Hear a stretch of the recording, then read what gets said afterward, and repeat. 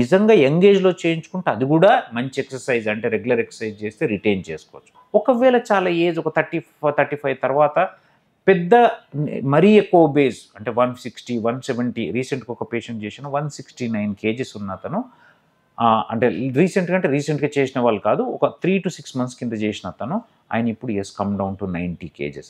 అంటే ఆయనలో లూజ్ సాగి ఇక్కడ అబ్డామినల్ స్కిన్ ఉంటుంది, దానికి మళ్ళీ మనం టమ్మీ టక్కింగ్ చేసుకుంటే సరిపోతుంది.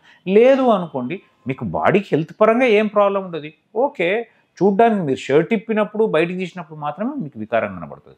దాన్ని మీకు ఏం ఇబ్బంది అనుకుంటే బయట వాళ్ళకి ఇబ్బందా మీకు ఇబ్బంది అనేది మీరు నిర్ణయించుకోవాలి, అంతే తప్ప దానివల్ల ఎటువంటి ప్రాబ్లం రాదు.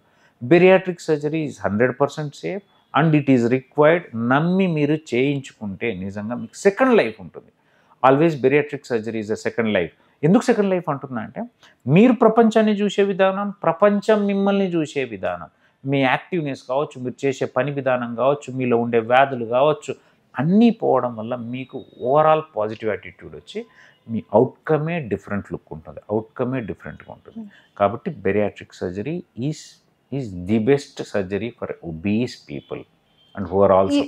ఇప్పుడు ఒకవేళ ఒబేస్ కాకుండా 55 ఉండాలి అనుకున్నాం అనుకోండి, మనం 65 దాకా వెళ్ళిపోయాం, తగ్గలేకపోతున్నాం, ఆ టైంలో మనం చేయించుకోవాలంటే చేయించేసుకోవాలి. అదే నువ్వు 65కి వెళ్ళినా 70కి వెళ్ళినా కాదు, ఎంత హైట్కి వెళ్ళినావు, నీ హైట్ ఎంత అనే దాన్ని బట్టి ఆధారపడి ఉంటుంది. నువ్వు 165 centimeters ఉన్నావు అనుకో, 55 నుంచి 65 పోయినా ఏం ప్రాబ్లం లేదు, ఎందుకంటే నీకు హైయెస్ట్ లిమిట్ 65, అంతకు దాటొద్దు అంతే. బట్ 60 దగ్గర ఉంటే మంచిది. ఇప్పుడు my height is 175 centimeters. I always keep it my 70 kgs దగ్గర ఉంటుంది, that's ఐడియల్ వెయిట్.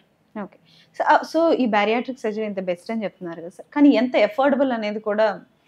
అఫోర్డబిలిటీ, ఇప్పుడు అఫోర్డబిలిటీ అనేది మనీ టర్మ్స్లో మాట్లాడుకోవడం అంటే, నేను నా దగ్గర ఉన్న సినారియో చెప్తున్నాను.